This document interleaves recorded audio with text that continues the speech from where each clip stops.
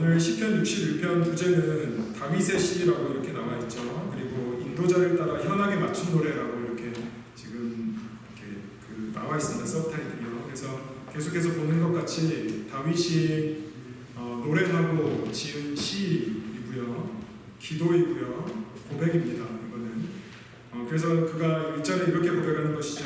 61장 1절 보시면 하나님이여 나의 부르짖음을 들으시며 내 기도에 유의하소서 이렇게 고백하고 있습니다.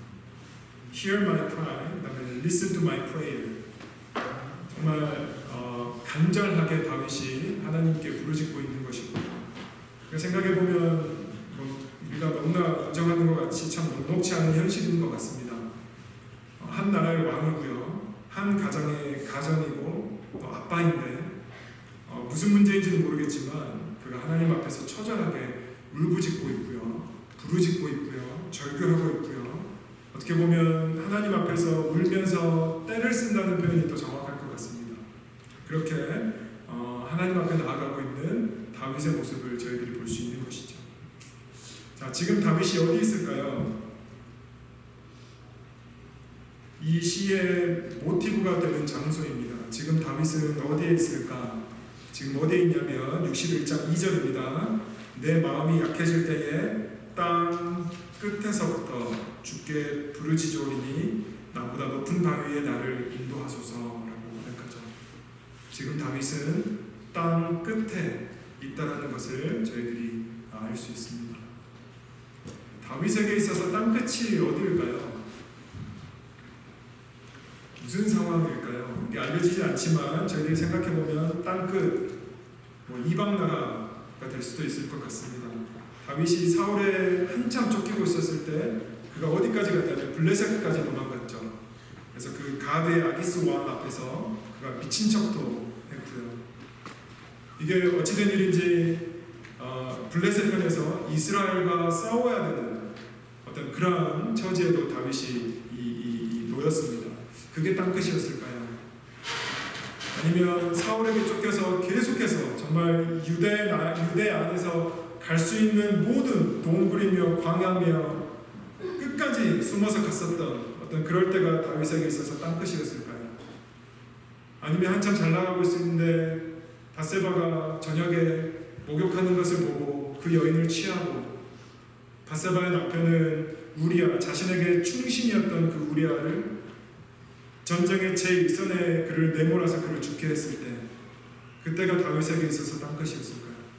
아니면 그가 말년에 셋째 아들 압살롬이 반란을 일으켜서 그가 수도인 자신의 거처였던 예루살렘을 버리고 동편, 정말 갈 수 있는 동쪽의 맨 끝까지 마하나임까지 가가지고 그가 압살롬을 피해서 도망갔었던 그때가 그에게 땅끝이었을까요? 우리는 알지 못하지만 그는 1절에서 간절하게 부르짖는 이 기도, 땅끝에서 주께 부르짖는다, 2절의 이 고백, 절박한 상태, 그러니까 끝이 보이지 않는 상태에서 다윗은 절규하고 부르짖고 있다는 것입니다. 그래서 지금 땅 끝에 있는 다윗의 상태는 어떤 상태이냐? 내 마음이 약해질 때에 땅끝에서부터 주께 부르짖으오리니, 다윗은 지금 마음이 약해져 있다는 것입니다. 마음이 무너져 있습니다. 이거 우리말, 이 약해질 때의 우리말 성경은 낙심하다, 공동 번역은 심장이 멎을 듯 다급하다, 쉬운 성경은 심장이 떨려 힘이 없다. 그러니까 어떤 상태인지 우리가 충분히 다윗의 상태를 지금 짐작할 수 있다는 것이죠. 그래서 어쩌면 반대로 생각해보면 이렇게 볼 수도 있을 것 같습니다. 땅끝은 내 마음이 약해질 때, 그것이 바로 우리가 처해 있는 땅끝이 아닐까, 이러한 생각도 좀 해보게 되는 것이고요. 그런 다윗은 땅끝에서부터 주님께 이렇게 부르짖는 것이죠. 자신의 심장이 멎어 있고 심장이 떨려 있고 완전히 무너진 상태에서 그는 주님께 기도하고 부르짖고 있다는 것입니다. 여러분, 다윗이 이 상태에서 어떤 기도를 했을까요? 그리고 그는 어떤 기도 응답을 받았을까요? 하나님께 살려달라고 막 그렇게 기도했을까요? 자, 1절과 2절 이후에 다윗의 변화를 볼 수 있죠. 자, 61장 3절 4절 보시면 완전히 바뀝니다. 주는 나의 피난처시요 원수를 피하는 견고한 망대이시니이다. 내가 영원히 주의 장막에 머무며 내가 주의 날개 아래로 피하리이다. 셀라. 그러니까 마음이 약해서 땅 끝에 있다라고 고백했을 때는 언제이고, 갑자기 3절 4절에서는, 그러니까 1절에서는 하나님이여 나의 부르짖음을 들으시고 나의 기도를 들어주시고 나의 기도에 유의하시고 그랬던 그가 3절과 4절에서는 갑자기 그 하나님은 나의 견고한 망대라고, 피난처라고, 영원한 주의 장막과 주의 그 날개 아래로 피하겠다고, 거하겠다고 완전히 바뀐 모습을 보여주고 있다는 것이죠. 다윗이 그러면 그렇게 고백하는 이 분기점, 터닝 포인트, 무엇이 있었느냐? 땅 끝에서 주께 부르짖었고, 그가 주님 앞에 부르짖었을 때, 기도했을 때 어떤 응답을 받았던 것 같습니다. 자, 도대체 그가 어떤 기도를 했고, 기도 응답은 무엇이었고, 하나님께서 주신 어떤 마음과 해결책은 무엇이었을까? 그러니까 이 질문을 던져볼 수 있다는 것이죠. 여러분, 우리가 기도를 하다 보면 많은 유익이 있죠. 그래서 사실 교회에서 기도하라, 고난주간이니까 기도하자, 부활절이니까 기도하자, 우리가 많은 유익이 있는데 이 기도하는 그 유익들 중에 한 가지 유익이 뭘까? 이런 것들을 생각해 보면 기도하게 되면 하나님 앞에서 나의 모습이 발견이 된다는 것이죠. 그러니까 나의 더 구체적으로 좀 들어가 보면 나의 문제가 무엇인지를 우리가 알게 되는 것입니다. 이 죄 없는 하나님, 100% 거룩하고 순결하신 우리 하나님 앞에서 그를 아버지라고 고백하며 우리의 감정과 우리의 마음을 다 쏟고 우리의 모든 것들을 드러내며 하나님 앞에 기도하며 나아갈 때에 가장 큰 유익 중에 하나가 뭐냐? 나 자신의 모습이 보이게 된다는 것이죠. 여러분, 그래서 그런 관점에서 봤을 때 다윗이 그렇게 땅끝에서 부르짖었을 때 하나님 앞에서 그가 뭔가를 발견한 것 같아요. 그게 무엇이었느냐? 그의 기도문에서 찾아볼 수 있다는 것이죠. 그의 기도문이 2절에 담겨 있습니다. 2절 다시 한번 보시면 이렇게 말씀하죠. 내 마음이 약해질 때에 땅 끝에서부터 주께 부르짖으오리니 나보다 높은 바위에 나를 인도하소서라고 말씀하고 있죠. 굉장히 다윗이 의미심장한 기도를 드리고 있다는 것입니다. 나보다 높은 바위에 나를 인도하여 달라고 다윗이 기도하는 것이죠. 나보다 높은 바위에 나를 인도하여 달라고. 그래서 그가 땅끝에서 마음이 무너지고 약해졌을 때, 심장이 떨려 죽을 것만 같았을 때 그가 하나님 앞에 기도하면서 하나님 앞에서 발견한 자신의 모습, 결국 내 마음이 약해진 이유는 세상 사람들이 흔히 생각하고 세상 사람들이 흔히 힘들겠다고 생각하는 그러한 상황과 어려움 때문이 아니라, 형편 때문이 아니라, 셋째 아들이 내 뒤통수를 쳐서 그런 것도 아니고, 아무 죄 없는 사울에게 계속해서 쫓겨나고 블레셋에 가서 미친 척도 해보고 그런 상황이 아니라, 그 이유는 나 때문에, 나 자신 때문에 그가 마음이 약해지고, 그래서 그는 거기를 땅끝이라고 고백하고 그 모습을 하나님 앞에서 발견하지 않았을까 생각해 볼 수 있다는 것이죠. 우리 유기성 목사님의 표현을 빌리자면 여전히 죽지 않는 내 자아를 발견하는 것입니다. 그는 여전히 죽지 않는 내 자아 때문에 완전히 주님 앞에서 그러한 모습을 발견하면서 기도함 가운데에 나아가고 나아가고 있는 다윗의 모습을 저희들이 볼 수 있다는 것입니다. 나보다 높은 바위에 나를 인도하소서.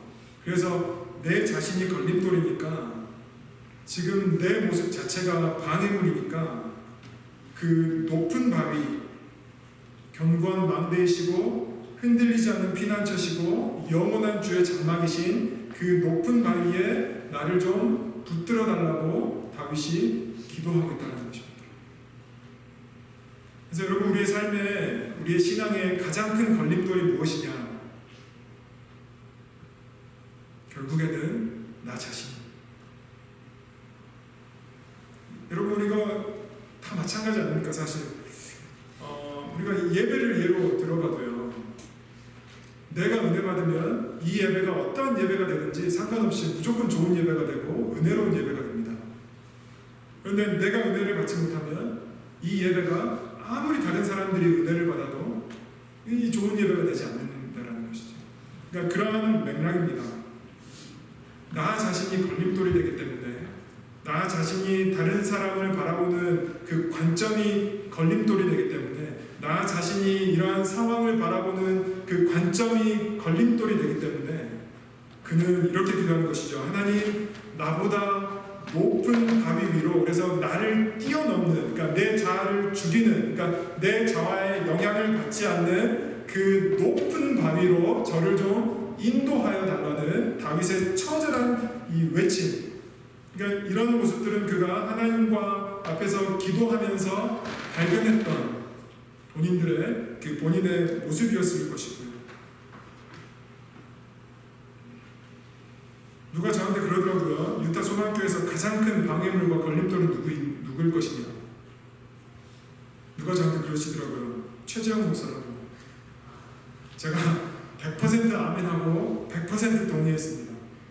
그래서 제가 날마다 기도하는 게 뭐냐, 이 시편 61편 2절 말씀에 근거해서 하나님, 나보다 높은 바위로 저를 좀 인도하여 주시고 저를 좀 불쌍히 여겨주셔서 하나님의 긍휼하심과 하나님의 은혜로 성령의 충만한 인도하심으로 좀 사로잡아 달라고 기도하는 것이죠. 그래서 여러분, 이런 관점에서 봤을 때 우리의 삶에 가장 큰 두려움이 무엇일까, 이런 것들을 생각해 보게 된다면 진짜 내 모습을 마주하는 것이 가장 두려워요. 특별히 어디 가서? 하나님 앞에서.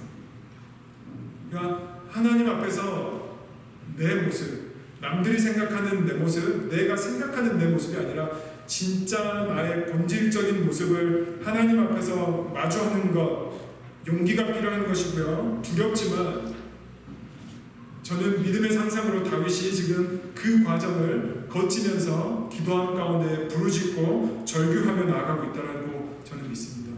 여러분, 우리가 현실에 그래서 진짜 내 모습을 마주하는 이 용기가 필요한데 너무 두렵기 때문에 때로 우리가 무엇을 합니까? 가면을 쓰지 않습니까? 내 모습을 가리고요. 그리고 더 많은 것들을 갖추면서 내 모습을 이렇게 포장하는 그런 모습들이 우리 삶 가운데 얼마나 사실은 많습니까? 저는 이 시간 여러분들이 하나님 앞에서 본질적인 여러분의 자신의 모습을 좀 발견되는 은혜가 좀 임했으면 좋겠고요. 그 본질적인 나의 모습이 하나님 앞에서 무엇인가가 발견되어질 때에 그것이 우리 가운데에 참 자유로 온다는, 여호와의 샬롬으로 온다는 그 은혜가 이 예배 가운데 좀 가득히 임하는, 좀 갈망하면서 좀 나아가는 그런 예배가 좀 됐으면 좋겠습니다. 여러분, 그런 나의 문제를, 나보다 높은 바위에 나를 인도함 받은 자가 마침내 하는 고백이 무슨 고백입니까?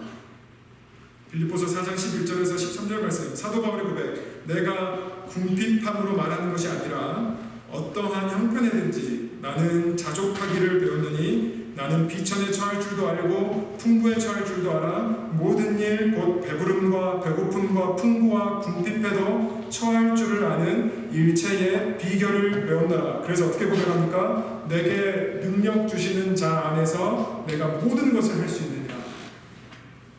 그래서 나의 문제를 극복한 자, 나보다 높은 바위에 나를 인도함 받은 자가 할 수 있는 이 고백이요. 내게 능력 주시는 자 안에서 나보다 높은 바위 그 안에서 나를 인도하셨던, 그래서 더 이상 내 자아로 나의 노력과 나의 실력과 나의 애씀과 나의 공로와 반대로 나의 실패와 나의 연약함이 아니라 오직 예수 그리스도의 생명으로 살아갈 때에 우리는 하나님 앞에서 철저하게 우리 자신의 모습이 발견되어짐과 동시에 다시 한번 우리가 하나님 앞에서 어떤 존재인지를 다시 한번 새롭게 변화된 삶으로 나아갈 수 있다는 것이죠. 그래서 다윗은 땅끝에서 부르짖으며 마음이 무너져버린 상태에서 그 하나님 앞에서 철저하게 부르짖으며 나아갈 때에 나를 뛰어넘어 그 높은 바위에 나를 인도해달라는 이 다윗의 기도가,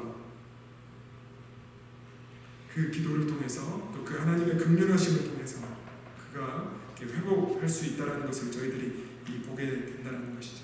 자, 마지막 질문입니다. 나보다 높은 바위에 어떻게 인도함을 받을 수 있습니까? 우리가 올라가고 싶다고 해서 올라갈 수 있는 게 높은 바위일까요? 이미 말씀드렸습니다. 갈라디아서 2장 20절이었죠. 내가 그리스도와 함께 십자가에 못 박혔나니 이제는 더 이상 내가 사는 것이 아니라 예수 그리스도께서 내 안에 사시는 것이라. 자, 로마서 6장 6절 말씀 보면 이렇게 사도 바울이 고백하죠. 우리가 알거니와 우리의 옛 사람이, 이거 옛 사람이 바로 나 자신이라고 보시면 될 것 같습니다. 우리의 옛 사람이 예수와 함께 십자가에 못 박힌 것은 죄의 몸이 죽어 다시는 우리가 죄에게 종 노릇하지 아니하려 함이니. 여러분, 우리 옛 사람이 바로 십자가에서 함께 못 박혔음을 믿음으로 고백하시고 선포하실 때 우리는 이미 그 믿음에 예수 그리스도께서 하신 일 때문에 높은 바위에 올라가게 되는 것이고요. 그래서 이전 것은 지나갔으니 보라 새 것이 되었도다라고 말씀, 또 우리가 믿음으로 고백할 수 있다는 것이죠. 자, 여러분, 그래서 우리 예수님께서 오늘 종려 주일입니다. 예루살렘에 입성하십니다. 그리고 5일 6일 후에 십자가상에서 돌아가십니다. 예수님께서 그 높은 바위가 되시고자 우리에게, 당신의 어떤 사명이었던 우리에게 높은 바위로 완성되시고자 오늘 예수님께서 예루살렘에 입성하신다는 것이죠. 여러분, 우리가 그 높은 바위 되신 예수 그리스도 한번 바라보시면서 여러분, 특별히 하나님 앞에서 나의 모습이 발견된 자, 그리고 이미 내 자아가 십자가에 못 박힌, 그래서 예수 그리스도의 생명으로 살아가는 자, 이 은혜로 여러분들 살아나가시기를 주님의 이름으로 축복하고요. 우리 찬양하면 좋겠습니다. 어떤 성도님께서 그 큐티 묵상하셨다고 하면서 저에게 이 찬양을 했으면 좋겠다라고 이렇게 보내주신 찬양이 있었습니다. 어찌나 오늘 설교하고 이렇게 딱 맞아 떨어지는지요. 여러분, 보라노인이 두려움 말고 우리 이거 고백할 텐데요. 가사 중간에 이런 거 있습니다. 너희를 치던 적은 어디 있느냐? 너희를 억누르던 원수는 어디 있느냐? 여러분, 너희를 치던 적은 누구입니까? 나 자신. 너희를 억누르던 원수는